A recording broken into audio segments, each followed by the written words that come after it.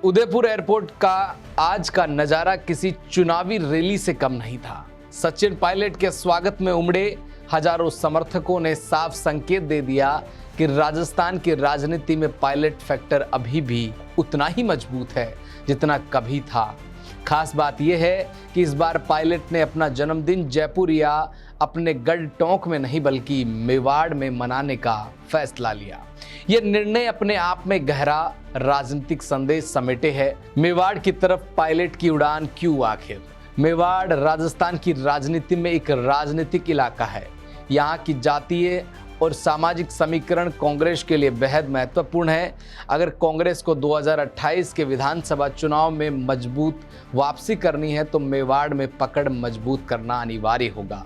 Pilot का ये कदम इस बात का संकेत है कि वे सिर्फ अपने गढ़ तक सीमित नहीं रहना चाहते बल्कि पूरे राजस्थान में अपनी पैठ और स्वीकार्यता बढ़ाना चाहते हैं। कांग्रेस की अंदरूनी सियासत में अभी भी क्या खेल है? पायलट और अशोक गहलोत खेमे के बीच खींचतान किसी से छिपी नहीं है। पिछले कार्यकाल में ये टकराव कांग्रेस की सबसे बड़ी कमजोरी साबित हुआ था। गहलोत की संगठनात्मक पकड़ और पायलट की जनसंपर्क क्षमता दोनों मिलकर कांग्रेस को ताकत दे सकते थे, लेकिन ये मेल अभी परिपक्व नहीं हो पाया। पायलट का मेवाड़ में जन्मदिन मनाना गहलोत खेमे के लिए अप्रत्यक्ष चुनौती भी है। संदेश साफ है, मैं सिर्फ टोंक का नेता नहीं हूं, पूरे राजस्थान का विकल्प हूं। जनता का उत्साह और समर्थकों का संदेश क्या कह रहा है? एयरपोर्ट पर उमड़ा सैलाब यह भी दर्शाता है कि पायलट की पकड़ युवा वोटरों और कार्यकर्ताओं पर आज भी कायम है।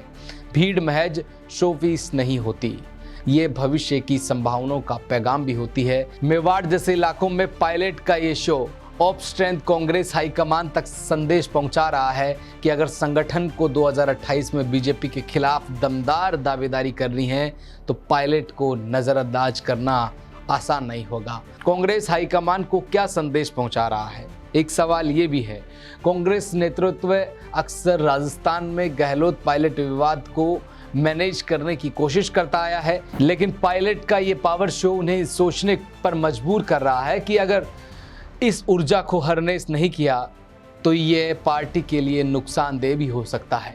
मेवाड़ में जन्मदिन का आयोजन एक तरह से हाईकमान के लिए सबटल रिमाइंडर है, यानी कि साइडलाइन नहीं हूं और नहीं होने दूंगा।